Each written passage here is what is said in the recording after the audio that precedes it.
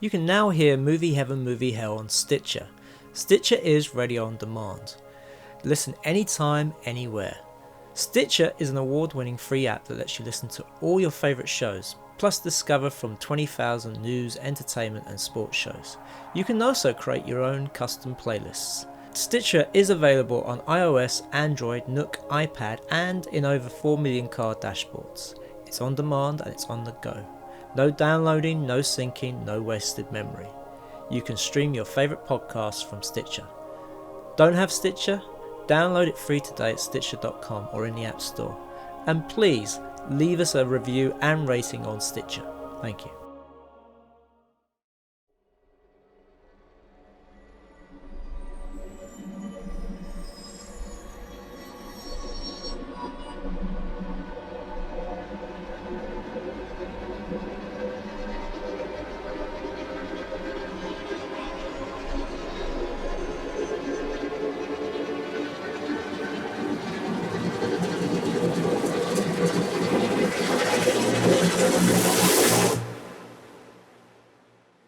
Happy Halloween and welcome to the Movie Heaven, Movie Hell Halloween podcast with me, Keith Eyles, and I'm Clive Ashenden, not Simon Aitken. Yes, this is a bit of a first. Out of some 77 or so episodes that we've done so far, Simon is not able to join us for this particular episode. I know I've missed a few and Clive has stood in for me previously, so Clive is now standing in for Simon. But no, we wanted to have something for Halloween. Obviously, last year, Clive and Mike Tack joined Simon and myself to discuss Stephen King adaptations. This year, we did want to do a tribute to Wes Craven originally, but because of various work commitments, Simon now being a background artist and myself trying to be a grown-up, we haven't had time to do it. However, Clive and I did manage to pop along to the FrightFest All-Dayer to see their range of films for this Halloween. So we thought, as a special Halloween bonus, we would include our insights into that. This was at the Prince Charles Cinema weirdly, it was Saturday 22nd. They did it the weekend before Halloween, I guess because of schedule conflicts. But really happy to be here talking scary movies with you, Keith. Yes, well, we do. We love Halloween and we love horror movies. So it was thought that we probably had to do something. It was a bit of a mixed bag, wasn't it, Clive? We saw 6 films over the day. The different types of horror genres and different budgets and from different parts of the world. Yeah, it was a nice sort of eclectic mix. You had five, I guess, horror movies, and then one super violent action movie. It was a mix. And I don't know, I like a mix. I don't like just watching, zombie movie after zombie movie or slasher movie after slasher movie. I like things to sort of switch up, and you have different tones. You have more humorous ones, more intense ones, more psychological ones. So that's part of the fun of going to a festival like FrightFest, I think. Yeah, no, I agree totally. It's why it's one of those interesting genres. Just to sort of go through the program that we had then, I mean, appreciate that most of these films haven't yet had a official release, be it theatrical or home media, as these were sort of premieres. So I guess we're going to try not to be too spoilery with any of this, but at the same time, give our views on it. So first up was a Canadian film called Bed of the Dead. And I don't know about you, Clive, but when I saw that title, I sort of groaned to myself and was expecting something, not particularly good. I to be honest, I wasn't sure what to expect with this one. I thought perhaps it might be like Deathbed, the bed that eats. It could be like a bit of schlocky fun, but actually it was. If I was going to try and sum up the plot, I would call it CSI Sex Dungeon. No, I like it. Yes, it was. I mean, it was very much a police procedural at the bottom of it. I mean, it was something much more sort of darker and serious in tone than I was expecting from the title, I have to say. It was one of these films where the narrative was split across two sort of story strands that were related. One was the investigation into these the deaths of these teenagers or 20-somethings. Yeah, basically you had this one room at this sex club, which seems to be cursed. And after quite a sort of, I thought, a nice opening sequence where you saw the bed being made from a hanging tree back in days of yore, should we say? Yeah. And then we see it in place. Then you find out that some sort of nasty happening has gone on at the club, and so we have the investigation, and then we also flash back to two couples going on a sort of birthday foursome stroke fun times at the club. It's a little bit a little bit interesting setup because not everyone's totally into it. It seems, but yeah. No, I mean it was entertaining enough to a point, I guess. I don't know what he's done before, but the lead actor that played the sort of detective in it, I didn't think was particularly strong. I don't know whether that was just me and I'm being a tad unfair, but I don't know. It had that kind of low budget feel to it, didn't it? Not that that's necessarily a bad thing, but yeah. I mean, I guess the other thing we should say about Better the Dead is that one of the nice things about FrightFest and also about this event was you get nice little kind of sort of fun bonus things in between all the various films. There's a thing called Trailer Trash where you get all this kind of like archived trailers and adverts and music videos, which are all Halloween-y, it's all scary movie related. So to sort of set you up, and then and they had a short film showing beforehand, which is a world premiere called The Catchment, directed by Ross Noble, the comic, who's horror fans might remember. It was in a film called Stitches recently as well. And it starred. I'm trying to think what her name was. From the star of the Descent. Yeah, I can't remember her name. But yes, Noble did indeed turn up to introduce the film, which was quite good, and give us Shauna MacDonald. Shauna MacDonald. There you go. I'm not reading off the Descent DVD at all. DVD cover. There you go. No, saved by the cover. But no, it was good because this was Sky were doing a thing where they were trying to get some shorts for Halloween, and they were this was like these were supposed to be comedy ones, weren't they? But then so you had this horror comic thing, which was quite. Yeah, so I think I probably enjoyed that more than I enjoyed Better the Dead, which I thought was fine, but it just sort of, as you say, that the policeman figure it felt very like I'm going to be a grizzled cop here. I'm just a cop here trying to do my job. Yeah, and it's he was like dressed like a sort of a rogue cop who doesn't play by the rules. You know what I mean? Yeah.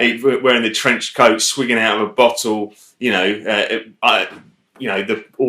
Exactly the right length of designer stubble, sort of. It was. Yeah. To be fair, it was probably less down to the actor and more down to the material he'd been given. It felt very kind of movie, if you know what I mean, as opposed to kind of trying to ground this in any kind of real police investigation. Yeah.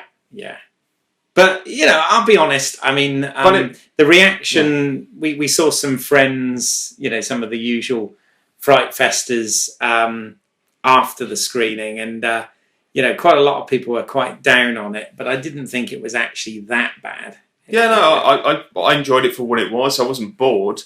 It was...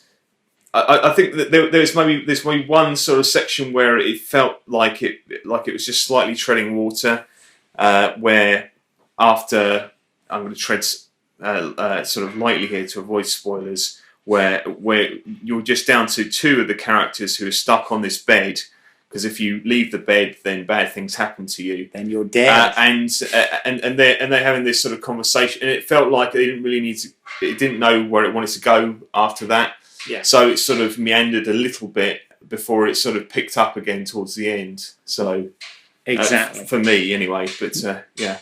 No, I agree. So, but you know, I'm guessing these things often sort of come out the following year, don't they? On you know, DVD or Blu-ray release. Or it seems to be kind of accelerating, doesn't it? I think perhaps, yeah, as you say, there may be some more festival screenings for this one. I mean, that was the UK premiere, and it already screened a couple of places. So, yeah, look out for that one soon on I guess streaming if that sounds like your jam. Yeah, Bed of the Dead, directed by Jeff Mayher. So, the next one up was interesting. It was a film that originally the FrightFest organisers wanted to have for the main FrightFest this summer, but for some reason, I think it was to do with distribution deals or something. The film never got shown then, so they showed it at this. A film called Don't Hang Up, which was co-directed by, I hope I pronounced this right, Damien Mace and Alex Weisbrot. Alexis, is it Weisbrot? Weisbrot. Yeah, I think originally both directors were supposed to be there to introduce it, but actually I think it was just Damien, wasn't it? Exactly. Who joined us. Yeah. Who introduced it and then did a bit of a Q&A afterwards. Now, I have to say, I found out some more stuff about this since seeing the film, but on watching the film, I really enjoyed this one. When the credits for it started, I actually didn't think I was going to like it at all, and I was sort of pleasantly surprised by it, because it was about this whole sort of prank call over the internet setup, and I thought they set up the beginning really well, and then it went into the credits. I thought, I'm not going to like this, but then I actually did grow to get quite into it. What were your initial thoughts on this one? Yeah, I mean, it's quite a contained movie. Essentially, you have these sort of pranksters who, after we kind of set up initially what they do through the pre-credit sequence and then through some sort of montage of their kind of YouTube videos, then we sort of find that it's them sort of the two main ones together in one house over one night as they kind of get a taste of their own medicine. Yeah. Now, I think that, I mean, initially I was thinking, like you, I wasn't 100% sure on this because basically you set up these characters to be absolute, like, well, assholes. Yeah, very unlikable. Yeah, so it's really difficult to try and root for someone to survive when they've just been nasty to lots of other people just for their own jollies. But obviously, they sort of they did quite a good job of kind of modulating that, of having, of there being like a nice one, and then a more like an arch arsehole. Yes, if you see what I mean. So, and it's quite. I mean, it's 83 minutes. It's quite a lean sort of thriller type thing, and that whole kind of. I mean, obviously, the amount of kind of people being terrorised by other people over the phone type films we've had, whether it's from things like Scream or when a stranger calls, one missed call, all these sort of going back. So it's sort of I guess it factors into that a bit, but and also it was sort of playing slightly on the whole social media side as well now, which of course has been quite sort of vogue in the last year or so with horror films as well, such as Unfriended and My Friend Request and etc., etc. There's quite a few of them, hasn't there? But one of the things when I was watching this, I mean, I sort of thought to myself, we knew it was a directorial debut of these guys, and some of the photography in it looked rather slick, and I did sort of sit there thinking to myself, how the hell did these guys, get to do this as their debut feature? But it turns out that these chaps actually work for Frame Store in London, which has done the effects for films such as Gravity and Iron Man and etc. etc. And it's obviously a very well-known effects company. And one of the things they did, and they admitted, in the Q&A, was even though they had a rather tight budget and schedule for this film, they didn't have to pay for any of the visual effects side, and some of the more fancy stuff in it were the use of transitions, and they had sort of camera moves where you'd start outside of a home and then you'd literally go in through the keyhole and travel. Yeah, it had some of that kind of virtual camera stuff that I think a lot of people first saw in something like David Fincher's Panic Room. Yeah, where it's kind of going through like the handle of a kettle, and basically because you've sort of 3D modelled things that you're then flying through, or sort of putting glass in where glass isn't there, so then you can kind of just pass through it. And it's just, I mean, it's very slick, and it does give it a sort of sheen of a bit of a higher budget than it actually is, I think. Yeah.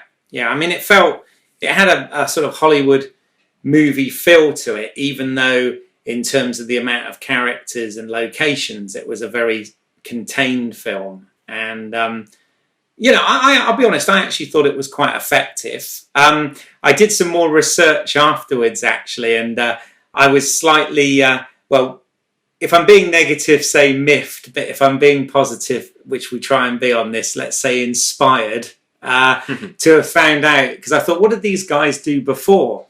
And it's really odd because a few years back, I made, which you can see on my YouTube page, I made a very, very low budget, shot in a day for like 200 quid, a short film called The Baby Watcher, which was essentially based on a sort of urban myth, an urban tale, urban legend, whatever you want to call it. And it was funny because I'd sent that one around to sort of do festival circuits, etc. And a good friend of ours, Zav Rodriguez, rang me one day to say he'd been to see a short film, and he said to me, Keith, I kid you not, it is Baby Watcher with a budget. And I was like, okay. And he said, I mean, he was very kind. He said even though he had a budget, he thought that Baby Watcher worked slightly better, but that's by the by. It was a film called Red Balloon, and it turns out that was these chaps' short film before they got this feature. So, which again, they used a lot of apparently visual effects that they had at hand to make look quite slick. I've not actually seen Red Balloon myself, but I must check that out at some point. So they did Red Balloon and got to do Don't Hang Up, and I did The Baby Watcher and got to do Don't Call Us, We'll Call You. Right? Well, I haven't seen Red Balloon. I have seen Baby Watcher, and it is very good. Thank you. So, I wouldn't go beating yourself up over that. I think it just goes to show that if they can then make the next step, then you can too. Well, yeah, no, absolutely, and they did, and hats off to them, because I actually thought the film was quite enjoyable, and it was, for me, it was one of the stronger films in the day. Actually, I enjoyed it. I thought it was solid. It was it was a nice tight story. It's not not one I'm going to want to revisit, but it's absolutely sort of fine. Yeah, cool. All right, and like any good filmmakers would, they used obviously the resources they had around them to make that step and to up the quality, which I think they did. So that was cool. All right, so that's Don't Hang Up. Check that one out. Next up was a film called Cold Moon. Now, this was interesting in so much as this was based on a novel by Michael... Is it McDowell or McDowell? McDowell. who had previously done things that Tim Burton had adapted, such as Beetlejuice and Nightmare Before Christmas. Yeah. But, you know, Tim Burton, being the sort of auteur director that he is, had obviously very much put his slant and his style on those movies to make them very much a Tim Burton movie. Now, this one was touted as being sort of more true to the darker source material of McDowell's writing, and this was actually directed by an actor called Griff First. And what did you make of this one, Clive? It had a few names in it as well, didn't it? Yeah, you got the likes of Josh Stewart and obviously Christopher Lloyd in a sort of featured part there. Frank Whaley, Candy Clark. Yeah, so you know the few sort of familiar faces. Yeah. And I mean, this is very much a slice of Southern Gothic. You've got this sort of sleepy southern town of Babylon, where there'd been this family tragedy, and now there's another sort of dark thing happens, and there's a killer who looks like he's going to get away with it, and it's sort of about the sort of it becomes about the sort of web that this sort of killer sort of starts to weave to try and put the blame on other people and get out of it. It looks like he's going to be successful, but supernatural forces start to take a hand, and it doesn't quite play out the way you think it's going to play out. I really enjoyed this one. Yeah, I had that sort of I guess midday lull where I was a bit sleepier during this one, so I struggled a bit more with it, but I thought it was a solid film. One of the things that I found distracting about it was I thought most of the performances in it were a bit heightened. And it felt a bit odd because even though we're dealing with supernatural and things like that, the setting and the photography and the visual style of it was actually quite very, very realistic. Yet some of the performances seemed a little bit over the top, and I thought to myself, I don't know whether that was because it was, you know, directed by this actor that hadn't directed much previously. I don't know. What were your thoughts? I think a couple of other people commented on that. I mean, there were some big performances in there. I mean, this Candy Clark is the sort of the one where it's because she's, you know, it was kind of grieving in sort of capital letters, really, wasn't it? But for me, it didn't bother me because it sort of felt in this sort of tradition. It felt like that kind of, it sort of fit in. It's fit in that kind of tradition of sort of, I guess, Southern melodrama of that kind of, I guess, Tennessee Williams almost sort of feel to it. So yeah, it was interesting because some of the players were playing it quite naturalistic and, you know, I guess slightly methody. You know, so Josh Stewart as the kind of as the sort of town lawyer is one that sort of was going that way. But then, as you say, you had other people who were doing their full like character actor kind of chew the scenery bit. So yeah, but the scene, you know, the story itself is strong and kind of compelling. It's because it perhaps.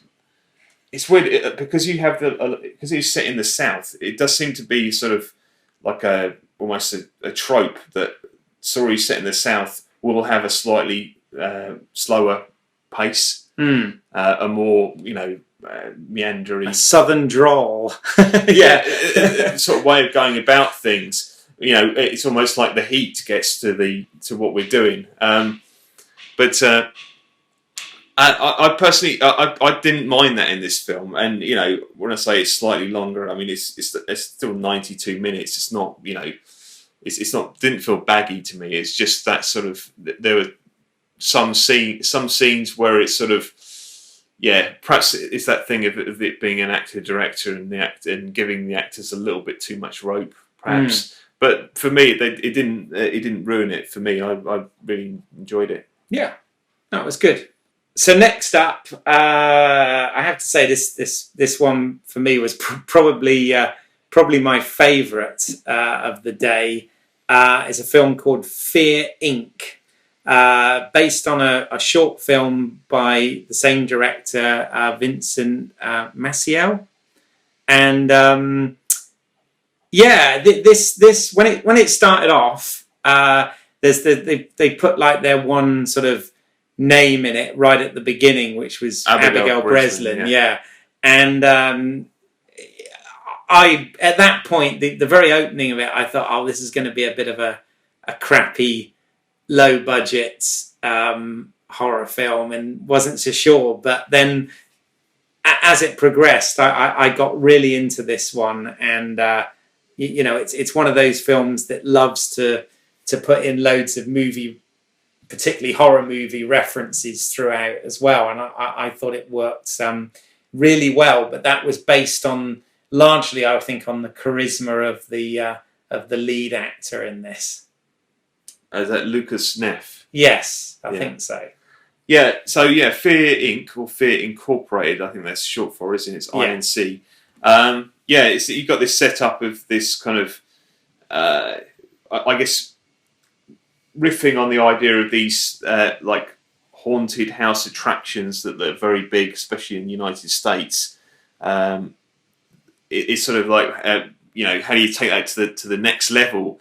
Well, the answer is you call Fear Inc. and they give you a tailored, scary experience, which maybe goes a bit over the line into moider. So it's the thing with this one is I thought this was great fun. It was quite comedic in tone, very kind of meta in terms of sort of like, hey, this is exactly like this other film, because you got the lead character is this. Well, he's got it good because he's a bit of a waster, bum of a guy that fortunately has not only a smoking hot but a really wealthy girlfriend that he lives in their sort of really nice place in the Hollywood Hills, and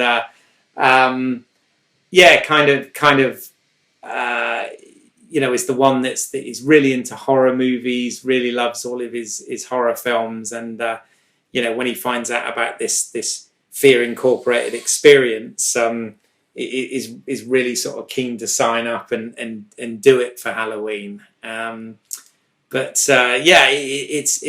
very enjoyable. I mean, as I said, this is probably the lightest film in terms of comedic of the day. But I think overall for me it just left me with a big smile. I think it was a real crowd pleaser, this one. Yeah, I mean it's very easy to sort of get behind Joe because he's such a horror fanboy, and so immature for his age. And it's you got this nice sort of central quartet of characters.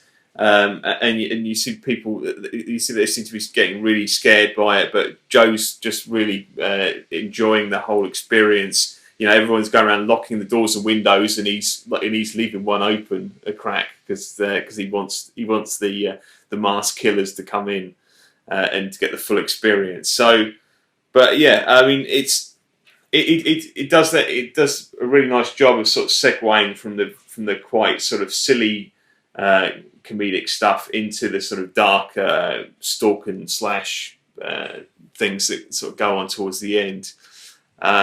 It's really good. I mean, and preceding this one, there was another short called "Do You See What I See?" From directors Justin McConnell and Serena Whitney, which is a Christmas themed one where this Christmas party that goes into a bad place, right? Which was okay. And that's one of those ones where it's got quite an interesting twist, which we won't spoil. It's not too bad. It's 14 minutes short. But going back to Fear Inc. If I'm going to recommend one film from FrightFest Halloween All-Dayer to see, then I think it's this one, Fear Inc.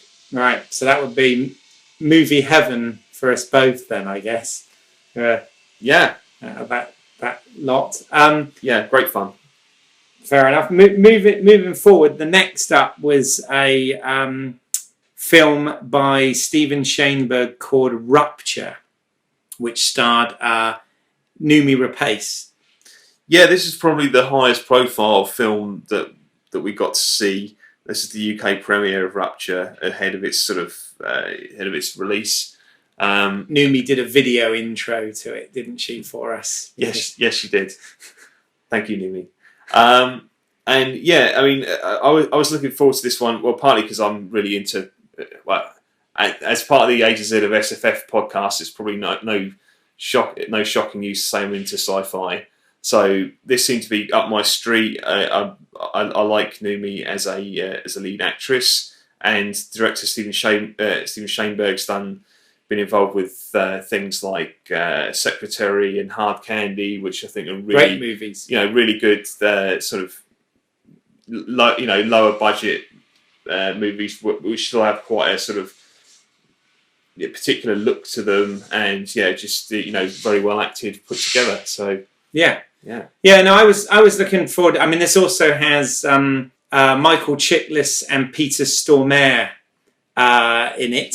So it had, I guess, if you like, the better known actors out of the films of the day. And Leslie Manville as well. Leslie Manville, there you go. So, but I have to say, this was one of those films that the first half of it I thought was absolutely excellent and was really into it and really with it.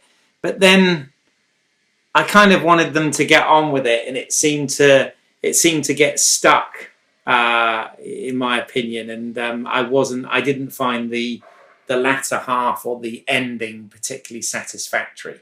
But that's just me. Yeah, this is a film where it's very difficult to talk about the plot without spoiling it. So let's just say that the setup involves single mother Renee, played by Noomi, being randomly kidnapped by this sort of strange cult or organisation. It's all a bit mysterious, and gets taken to this facility where she's kind of experimented on together with some other prisoners, and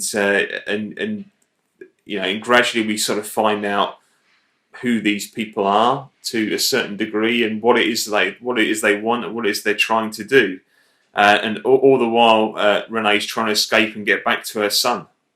Yeah, that's a very good non-spoilery synopsis. I like that. And I can't really go into any more details about what they're trying to do to try to torture her, but it does involve sort of going into her kind of fears, doesn't it? Yes. She's very arachnophobic. Yes. And if you are arachnophobic, probably not a good film to watch. No, that it will creep you out somewhat, and it does very much play on science fiction elements as well in this. But it was a decent enough made film and whatever. But I did find it. I found for me the resolution was slightly lackluster, but worth a watch, I guess. Yeah, it's one of those things where it has a nice kind of almost Twilight Zone-y style sort of setup, and then because it's that kind of thriller thing of running away and trying to sort of get out. You'll complete. I think Noomi Rapace is very good as a figure of audience identification. But in a way, it reminds me of something like Prometheus, where it's like you're with her and you like her character, but the actual stuff going on around her is a bit subpar. Yeah.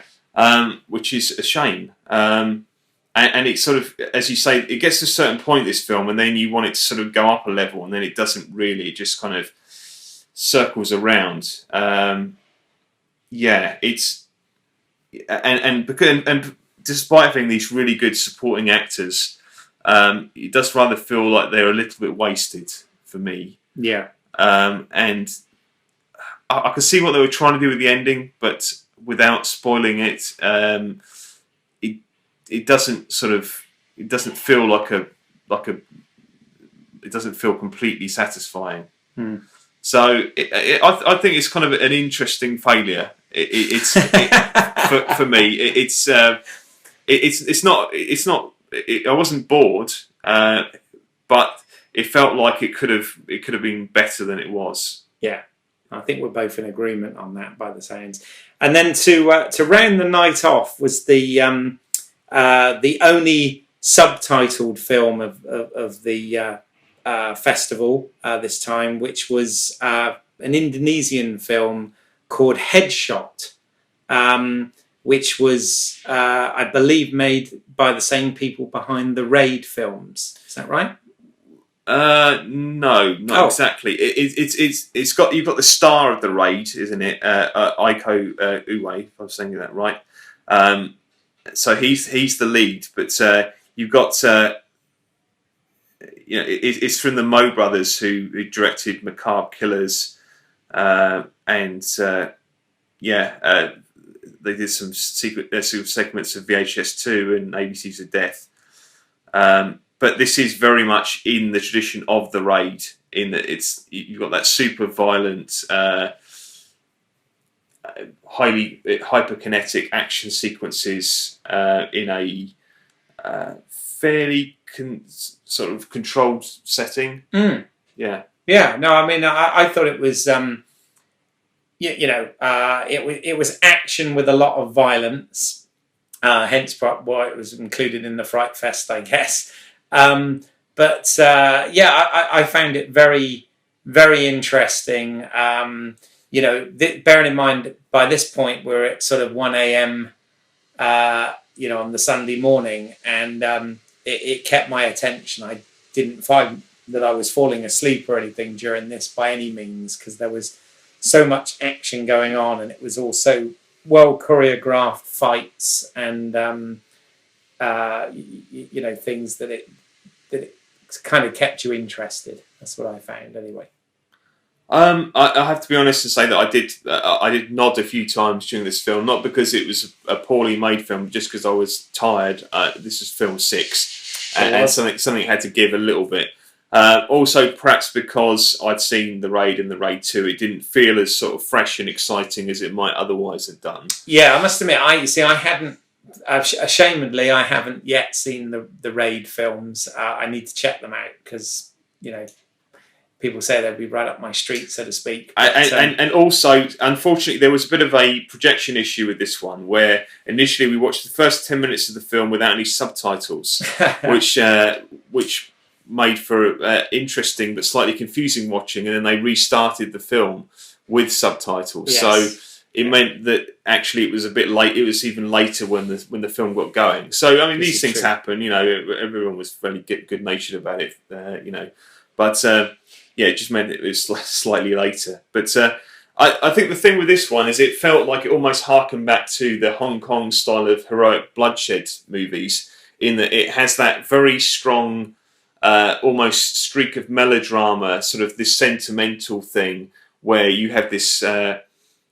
You have the central character played by Iko Uwais, who plays this character called Ishmael. Is a young man who washes up ashore on this Indonesian island, who's an amnesiac, who has a serious head injury, hence headshot. It's all about his sort of violent past coming back to sort of catch up with him. And it turns out that he was an assassin in his previous life. Yeah. I mean, it's not a very original setup. Yeah, but where the sort of sentimental bit comes in is that he's basically the young doctor caring for him. Female doctor falls in love with him. Yes. And he with her. Even though he doesn't know who he was, he feels this bond with her, and it ends up being this sort of him sort of trying to sort of both find out who he was, and also trying to cut loose of all this sort of ties to the underworld, which keep trying to sort of threatening to sort of destroy his, new life. So. Absolutely, and I mean this is quite a dark film as well, because we've already said it's quite violent and gory, but there's quite a bit of violence towards women and children in this film as well. So if you are put off by that sort of thing, then maybe this is not the film for you. But I mean, it's everybody sort of gets their comeuppance as you'd expect. So it kind of ties up nicely that way. But it's not for the squeamish, but the if you're into martial arts action or just into sort of action, then the final confrontations are really good. And you've got I think it's Sunny Pang, isn't it? I think is the sort of I'm right in saying interest. I was going to say that's the baddie, but sorry, who's is that not I don't know. Chelsea Islin, right? But could be getting that wrong there. But I think especially if you're a fan of the sort of raid films, then absolutely check it out. So there you go. We thought we'd give you something bite-sized for Halloween, no pun intended. So whatever you're doing this Halloween day today, enjoy, have fun. Myself, Clive, Simon, Mike, Tack, and our good friend Chris, we are all off tomorrow to do something very Halloween. We're going to see John Carpenter in concert for Release the Bats. So I'm sure we'll probably report back on that at some point. Looking forward to that, yeah. Yes, had to be done for Halloween, absolutely. So that just leads me to... hold on. To make it movie heaven, movie hell, let's just round off then. So Clive, what would be your movie heaven out of those picks? Fear Inc. Yeah, I think we both agree on that. And movie hell for you? I'm gonna. It's a bit unfair because there aren't that many to pick from, but I'm gonna say Better the Dead. Better the Dead, yeah. Okay, I'd say. I'd actually probably say Rupture, just because even though it had a lot of good, it as I said, it didn't quite deliver at the end for me. But yeah, you're right. It is a bit unfair because there are only a few films. But there you go, 6 for you to check out for Halloween. So thanks, Clive, for doing this with me. And please tune in for the next episode of Movie Heaven, Movie Hell, where we go back to our normal format. And Simon will be back with us. So thank you. Thank you. Happy Halloween. Happy Halloween.